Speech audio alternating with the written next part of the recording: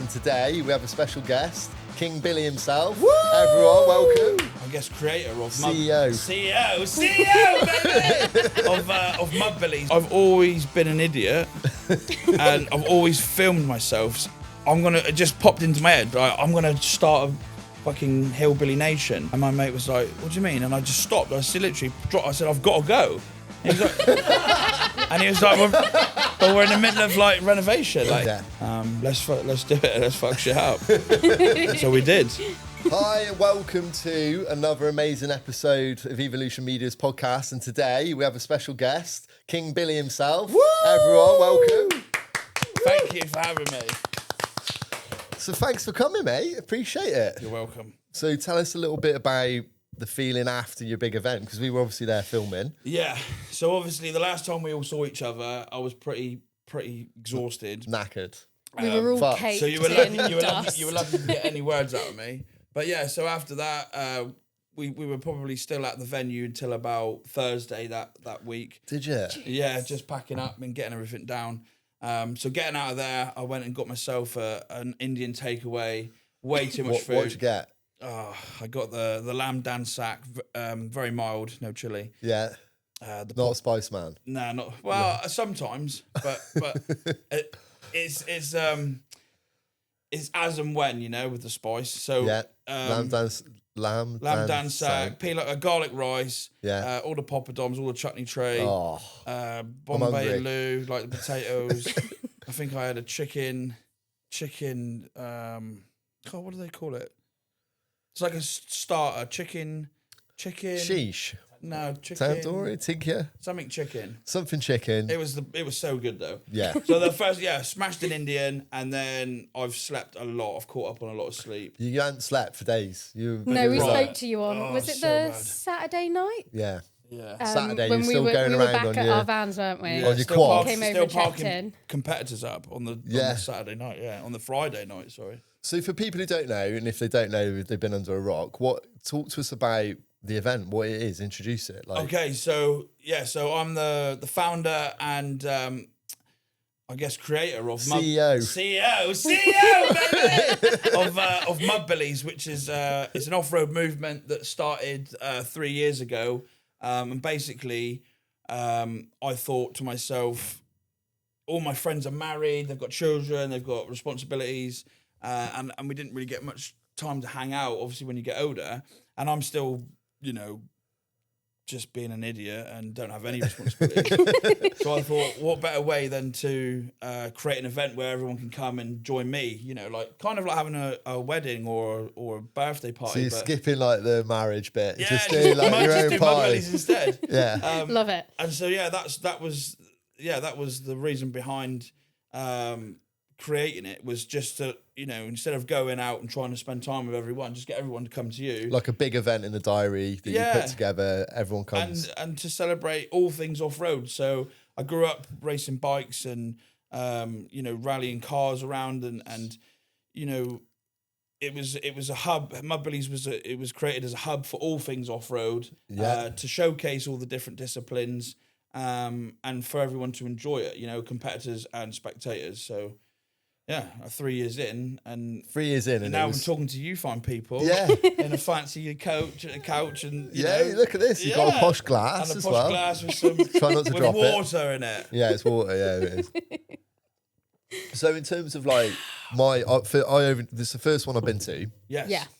Obviously, we worked it, and I was podcasting. The team were running around filming. And thank you very much, Evolution Media. Thank you very Pat on much. the back. Well done, Wes, Becca, for producing and managing the entire event. And if you haven't seen the socials, go and hit Evolution Media and MudBillys, because everything you see this year is all down to these guys. So yeah, thank you very much. Thanks, mate. Absolutely. I'll clap ourselves. Yeah.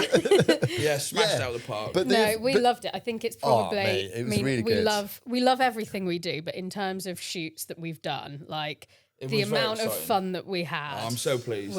I just think what struck me was firstly that it is like a real movement. Like people love it, like proper love it. Like tattoos, 20 odd. I don't know what went on the weekend, but there was There was a lot of MudBilly Everyone It had was like MudBillies. over 30 people have got like a MudBilly tattoo or something. It life. was insane. Yeah. Brand.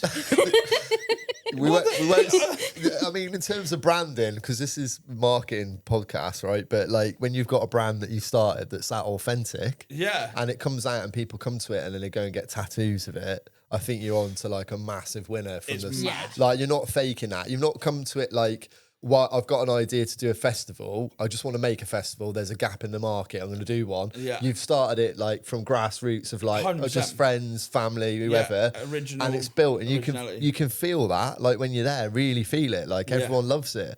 They all love mad. you as well. All talking really Yeah. highly about you. Well, thank you very much. Yeah. Yeah. I mean, that's good to hear because, you know, it's a bit of a blur being the organizer and wearing all the hats and being the face behind it. So even though I'm there, sometimes you're only there in spirit because there's so much going on. Yeah. But it's good to hear that. And, you know, obviously for future reference, I should be able to delegate those hats to other people and start to free As up a it little builds, as you bit. know, And then you know, hopefully, then I can start to engage a bit more with my community and with what we've built up. So, yeah, because I'm that would be looking forward nice to for you that. to be more in it when you, Yeah, you know I what I mean- mean. It's hard to do that and do all the hats because. Yeah.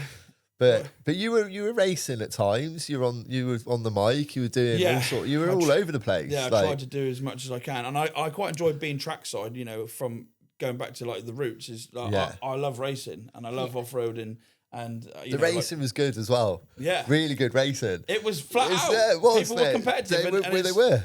You know, we promote MudBillys as yes, it's a competitive racing platform, and you know, but if you win the biggest send award, you know, so to some people that's more important than winning the race, and that's the vibe that we're trying to promote. I think the person who fully embodied that the most, and they have to get a special shout out because their racing was ridiculous, was that Subaru. Oh, Woody, yeah. It's a Yeah, chicken man, shit he's- racing. The chicken shit racing team.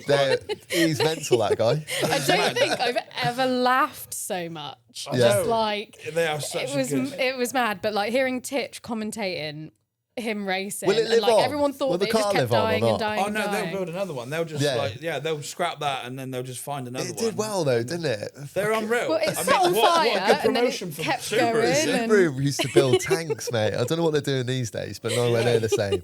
No, it's mad. The racing was awesome. The vibe was really good. The people were really friendly. Yeah. I loved all the competitions, contests. Like the food eating was good. Was really good. Yeah, I big think shout out to Gary King at the Cattleman Steakhouse. I need to go. I do. I need to go. It You looks need to amazing. go and do one of the. I've just seen one. I don't know if it's new, but it's a sausage and mash, but it's like a mountain of mashed potato with just sausages and gravy. It looks like a I feel like volcano. that's right up Wes's street. And it's huge. We've got a guy here, Ollie. He reckons he can eat. Like, so we're gonna put it to the test. 100%. I said, We I'll should take do you that. there. We You can should go do and do that. I'll it. join you, and I'll just because the steak's amazing. Yeah. It's the To Homer be steak fair, and- You'll have to film it. That's gonna be filmed. So, Where we had our base was quite close to where they were doing the Yeah, eating when he challenges, did wasn't them- it? So I wandered off You and had tried to first go person and view. well, I purposely wandered off and I was like, oh, I'll go and find some more people for the podcast because I was so you like, didn't get dragged oh, I in for can't the- watch it. I can't watch it. Well, there was I missed the baked bean one, but there was quite a lineup of just Yeah. people chugging beans. Like, Yeah. they were cold as well. Yeah. Oh. Well, they were like they've been in the Well, back they of were a in the car. sun. Yeah, they're like room Oh. temperature. But there was Oh, JJ the Lion, who's You know, I did the baked bean challenge. yeah. Yeah. Go on, what At happened? the Cattleman's, I did it. So there was me, JJ the Lion. I'm gonna be really, really shit now with the names, but the American guy come over and another guy from a European guy, and basically I come third. So I beat at least one of the pros, and I managed to smash 3 kilos of baked beans out of the 5. And fucking let me tell you now, God. I do not want to. You never want to go back there again. Ever again. No, it was bad. Yeah, it's because they did. JJ the Lion did them. Was it Gattos? Or Yeah. Yeah. 15,000 calories. And I spoke to him afterwards. 4 kilos of 4 chocolate cake. kilos. Yeah. And he was feeling rough, Well, mate. I saw his Instagram post the next day and he was sat with a paramedic. Yeah. I'm not surprised. Yeah, Because of the amount of sugar that he'd had. Yeah, the sugar overload would be horrendous. But you've got a shit like that going on. Then you've got like the mullet contest. Yeah, which is an annual thing. There was a child that had a mullet that had been growing for 2 years. Yeah, just for the like just dedication. For like I know. it was like unbelievable dedication. Imagine going to school every day and it's getting longer down your back. There's a funny story here. So the guy that got up for the adult competition, I can't remember his name, but he had a T-shirt that said the Little Packer Club. Or part of the Little Packer Club, which we all know what that means. And so I made a comment about that, and then didn't think much of it. And then the young'uns come up, and the lad that won it, he obviously when I asked him who he was, he said, I think it was Milo. My name's Milo. And my dad's got a little pecker. And it rubbed it. I was like, he's won. He's won my vote. Yeah. But yeah, that young'un had been growing his hair for a couple of years. And his dad messaged me a couple of days ago saying, he went into school and told his teachers that he won the mullet competition and that his dad's got a little pecker. And I was like, you can't write it, you know. That's and this so is funny. the future. Like those kids are the future of MudBillys and what we've created. So that's really important to me. And the fact that they've got the courage to come up and they want to be a part of it and they're growing their mullets. There's loads of kids doing it. It was great. Yeah. But so jump back a little bit more then. So there's more.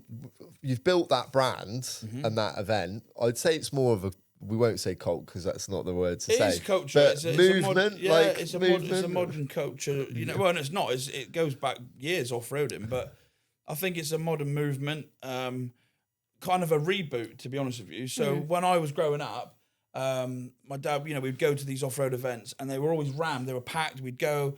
I always remember getting like a race jersey, and as a kid, you'd buy a race jersey, you put it on, and you thought you were, I'm a racer. I want to be, and that's how it all started. So you go, merch and the atmosphere and the commentary, and that's what I remember. So recent years, the off-road community has been, unless it's a GP or like that commercial level, the smaller clubs and the behind the scenes off-road racing has kind of died out a little bit, and people can relate to it. So that was another reason behind MudBillys, was I wanted to bring the spectators and the vibe and the atmosphere back to off-road, and what better way than to introduce all the disciplines into the same place for everyone to witness. It's amazing.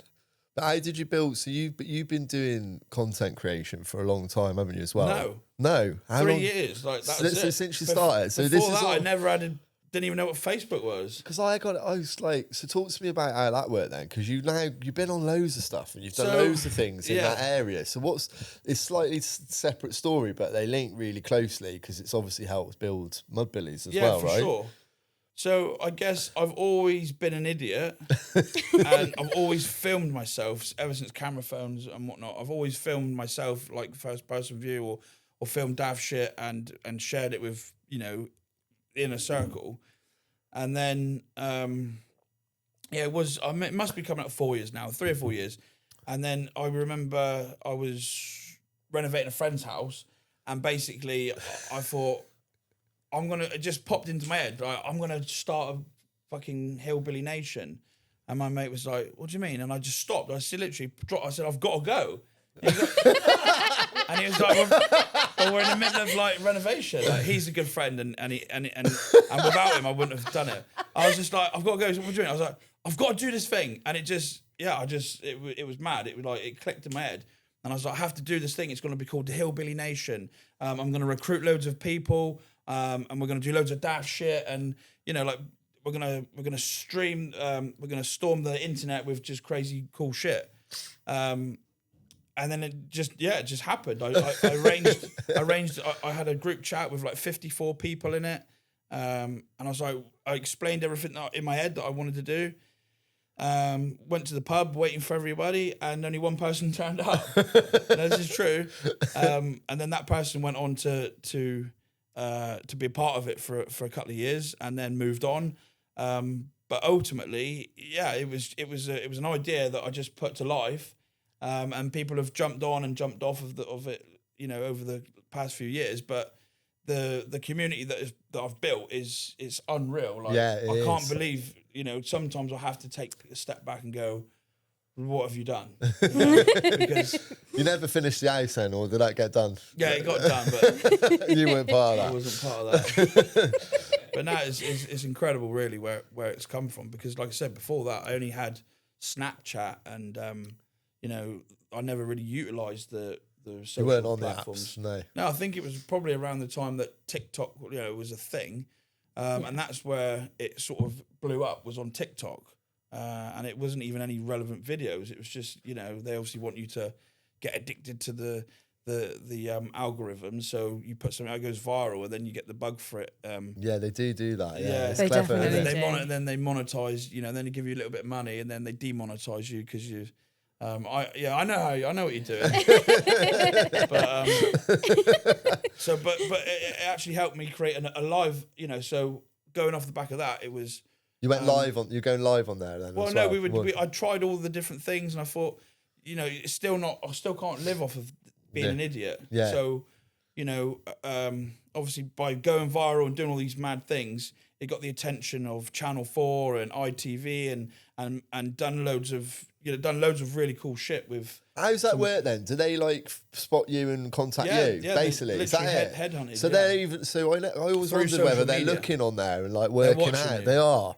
Yeah. They're looking at things to go after then to put on telly. They're watching, and they're there's lots of little recruitment agencies, and it's just individuals that are working on behalf, and they'll message you and say, I'm a recruitment. They're trying to get a deal done, right? They're trying to get a.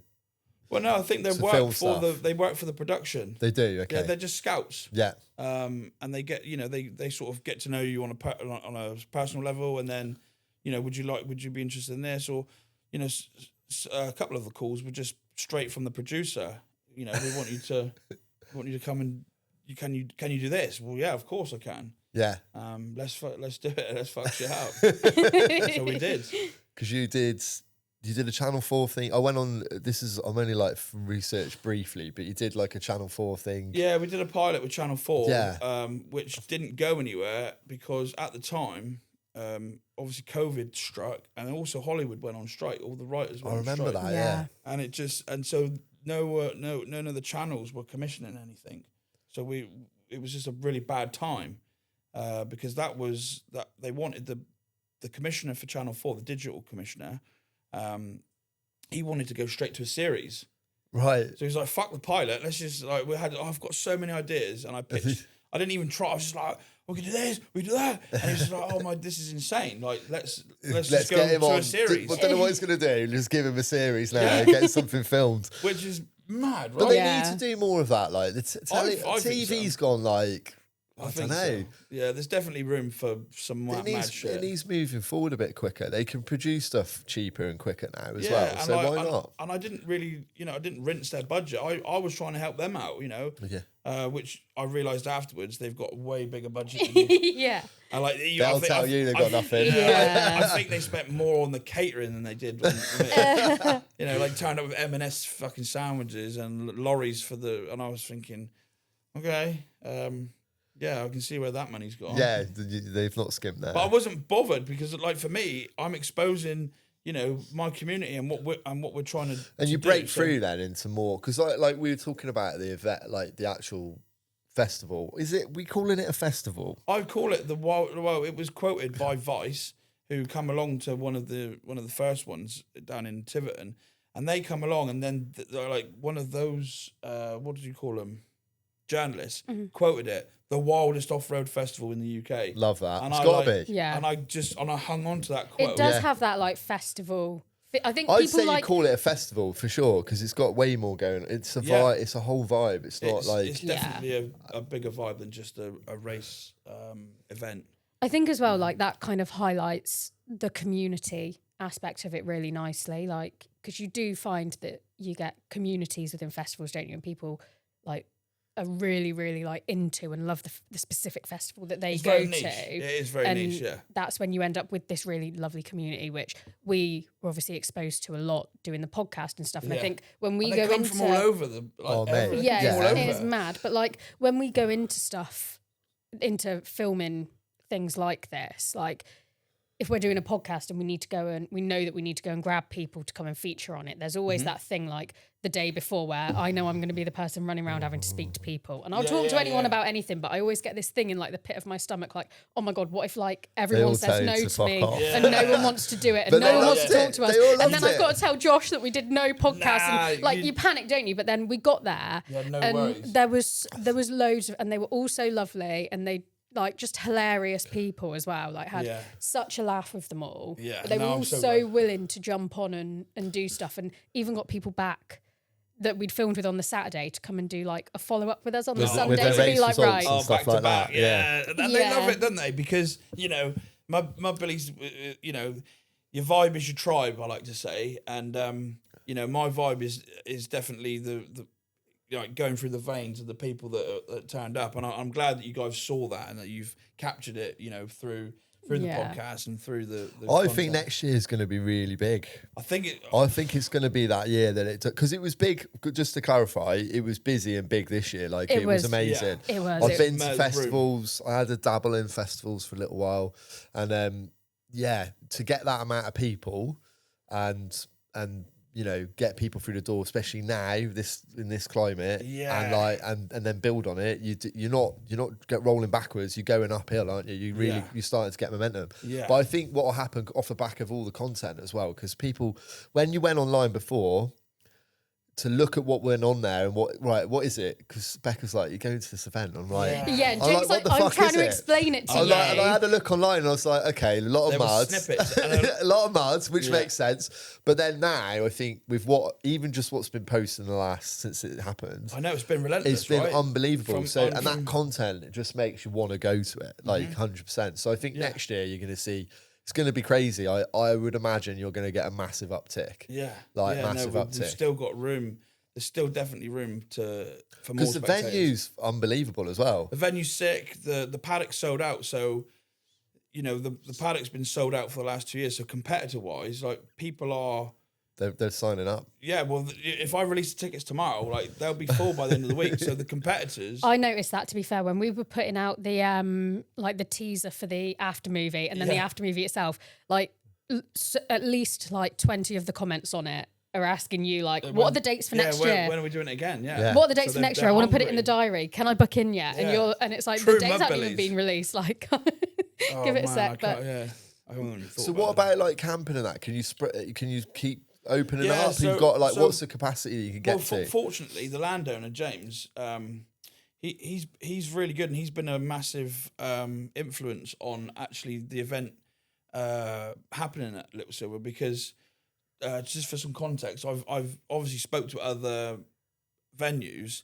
And one recently, I wasn't trying to pitch it. I just said, look, I'm Josh, you know, I'm sure you know who I am by now because, you know, everyone's coming to MudBillys and, you know, and a lot of other events had to cancel because of the heat. We've never cancelled. Like, we've gone from one extreme to the other.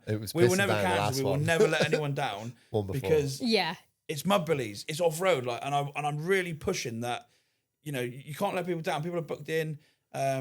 Off-roading is whatever the weather, like, and that's what I want to promote. There's lots of fair weather riders, and you know because they're spending so much money on their bikes and their cars, and they don't want to. And I'm like, but that's off-road. You go into the MudBilly paddock, and they're going out there smashing it all to pieces. And they come back, and they've got welders in the paddock, and they want to like that's part of the whole off-roading scene is like fixing it and then getting back out I'm going off subject, aren't I? No, venues. So so the venues. Yeah. And I had an email going, you know, politely saying, not interested, Josh. We've put a lot of time and effort into this venue, and we don't want to wreck the place.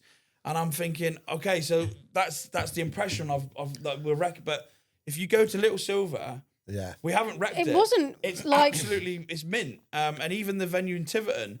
Like, there's maize as tall as this building growing in it right now. So as long as everything gets put back to how it was, you know, things recoup and But also, I would say that, like, where we keep talking about this amazing community that you've built, because everyone's there for the right reasons and they love being there and they love you. Like, there was you know, you go to music festivals and stuff and there's like crap all over the floor. There was none of that. It was super clean. Yeah, like, everyone looked after their area that they were in. Like it definitely wasn't wrecked. And it is a family event, like 100%. like 100%. There's no doubt it's a family, because you were saying to me, "Oh, it's niche," and I'm thinking, actually, mate, don't know if it's that niche.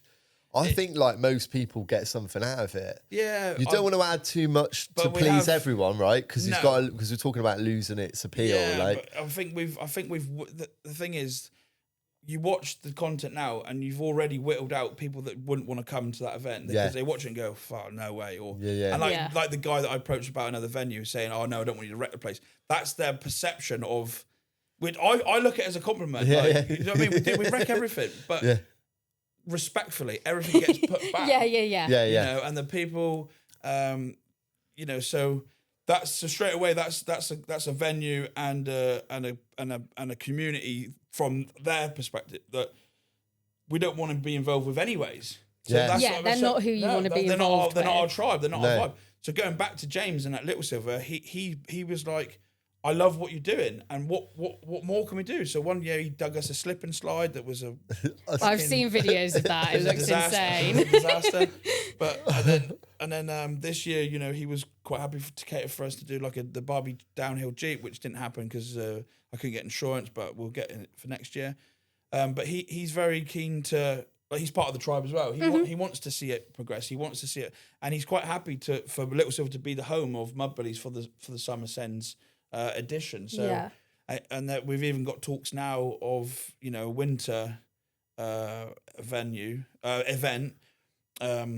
around Little Silver. I don't want to say too much, but so he's on board. That's what I mean. Are you giving away the exclusives? Landowner's on board. The landowner's on board. Yeah, and that's important. It's really important with an event. Yeah. So, but are you still looking at doing more like series stuff or like getting a deal? Is that something you're working on or not? Because you've been on Britain's Got Talent. We haven't mentioned that, but you were on there. Well, yeah. Didn't quite clear all those people, did you, when you did the run? Like, not quite. we weren't trying to clear them. I was trying to break some ribs. I still think one of the weirdest things was. It's a good job. I know, like, who said fat boys can't jump? Mate, it's a decent effort. White men can't jump. Yeah, one of the weirdest things was sitting with my parents at theirs. I'd gone to see them on a Saturday night, and they've got Britain's Got Talent on, and I completely forgot that you were on it, and I'm just sat there next to my mum and just scream, "Oh my God, that's my client. I work with him." And my mum was like, "Excuse me?" Yeah. And then I had to explain it all. But then obviously I got talking to them about MudBillys, and they were like, "Oh, actually." And they did come down for a couple of hours. Oh, brilliant. They came down for a couple of hours. Did they enjoy it? Yeah, there you go. So Dad was fully. I think Dad wanted to stay for the whole weekend. Yeah, he would have easily, I think. He would have. But yeah, so I think that stuff though is another catalyst, isn't it? Like if you're doing things outside of just MudBillys in terms of so that could end it up. all bleeds into each other. Doesn't it? It does. It's all on brand and it's all relevant. And you know, the guys from the Lazy Generation, you know, we've got plans to do. You know, they've got so much content stacked and so many ideas. Yeah. And you know, supporting one another. Just like I said, let's just fucking do it. So we're gonna meet. You know, that's gonna be a bit more apparent, like with the Lazy Gen, and I've pushed them to release merch and like those guys are incredible. Yeah. And they welcome me into their group and obviously, you know, them coming to MudBillys, I said to them, like, it's all one. Like it's all one. It's different. The haircut that happened with the Lazy Generation was insane. Didn't he do it blindfolded? He did it blindfolded. Yeah, so this bloke had glitter in his hair, really. just like little tufts. It was, yeah, they're great. You know, they were really lovely. We went over and chatted to them a bit, and they're so good. You got some, and they're such idiots. Wes got some content of the haircut and stuff happening, so we'll send it over. And didn't to you them get a after video and of stuff. a hot dog? We did get a video of a hot dog certain getting hot fired dog at velocity scene. Well, Sam we didn't loves capture it. Sol I from have 505 seen it. I Racing can't captured unsee it. but I've seen it. It's It must have exploded on Oh, impact. mate, there's a close up and all, mate. I'll show you after this. But You'll have to have a watch. Is it good? yeah, it's Sam good. West, who brought the the Because hot he's dog great gun as well. He was is- brilliant. Well, he's Sam coming in West. to do a podcast with us next Yeah, week, isn't Sam's he? But I great don't know if guy. I can Came look at him the 20th. same now. Came 20th. I know, like his first Like ever mental. motorsport. But he 20th. said that, didn't he? When he came and filmed the podcast Yeah. with us, he said, I want to be top 20. And apparently everyone had wow. said to him, not going to happen, not a chance in hell. Nah. I mean, I had faith in him, in his mentality, but Yeah. and not on his physical, you know, because he's fit as a fiddle, but never racing motorsport before. And coming He's to- mad.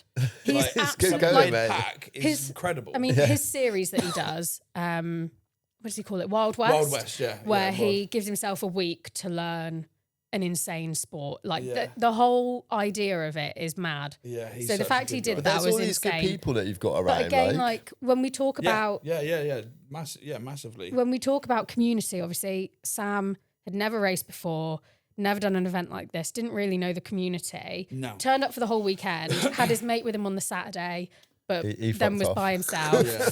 But See, one thing that he wasn't part of the niche community. no, probably not. But the one thing that Sam said was, you know, like he went out and did like the first ride or whatever, went back to the pits, and instantly all of the mini cross lot who again, like another niche community within your community who are all lovely, were all going over to him, helping him with his bike, like, no, don't do it like this. Yeah. And like, Yeah. but They like fix it all giving for him him. stuff, like fixing it for him, but giving him stuff. Oh no, like use this Here's part some instead. spares. Use my bit of this or Yeah. whatever. And like, Now it the just shows what it's camaraderie like. in the pits are like, I don't think you'll get a better bunch. Everyone was like that, telling me all weekend about that. Like, oh, I broke this, and fucking someone's going to Someone fixed it. Yeah, I got parts off this guy, or this guy's giving me parts. I think, is it Blaine? You don't see that. Blaine gave out a lot of parts. I think. Traffic cone. Yeah, traffic. He don't- can you don't- ride, he can. He's flat out. Isn't He's he? unbelievable. Like, You don't get that at GP, do you? no, You know? he's flat as a traffic cone. I know. That's what I mean. Like, it's just so Rusty good. glued his wig on.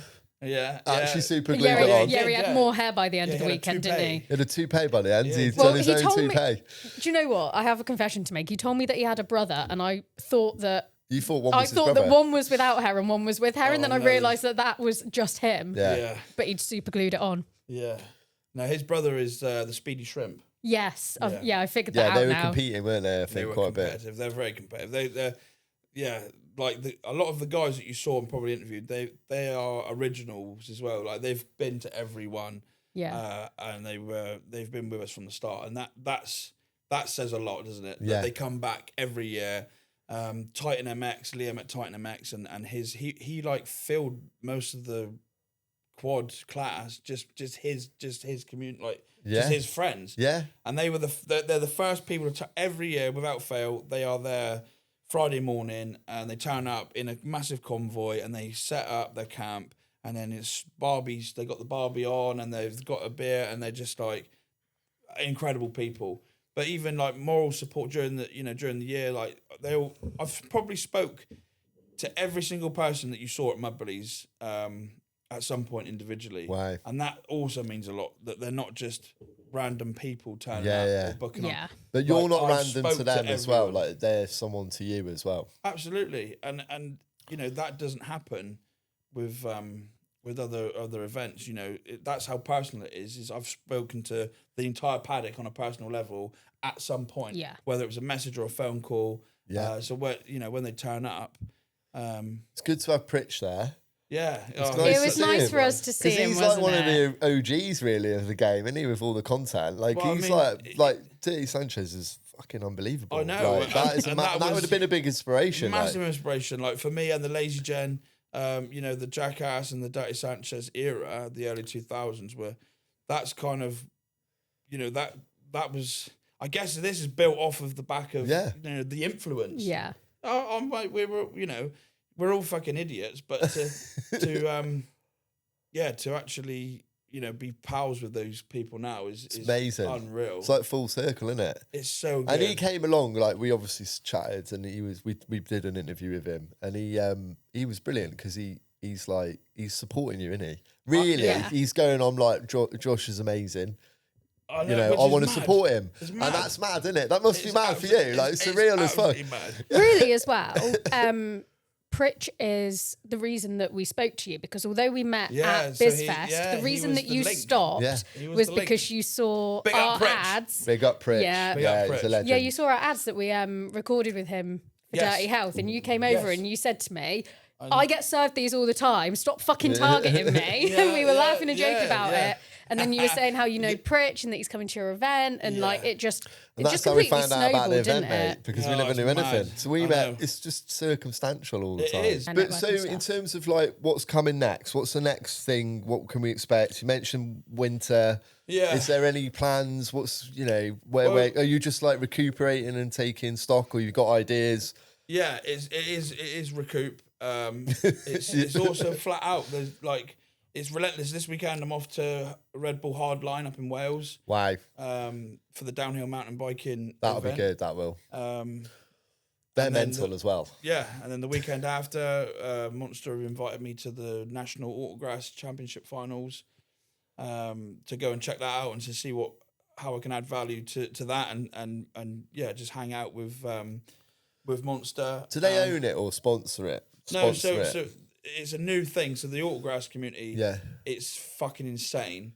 It's a little hidden gem that's not really been exposed, and this is why brands like Monster are really important, because they find these grassroots events, and they've obviously supported me with MudBillys, but it's not at the capacity for them to go full bore at the moment.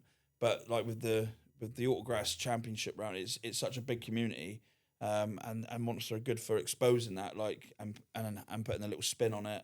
But I think they're going to scope it out. So they've asked me. They said we couldn't go to an off-road event without you, which, coming from those guys, that's also huge and means a lot to me, that I'm now being looked at as off-road, hillbilly. Yeah. You know?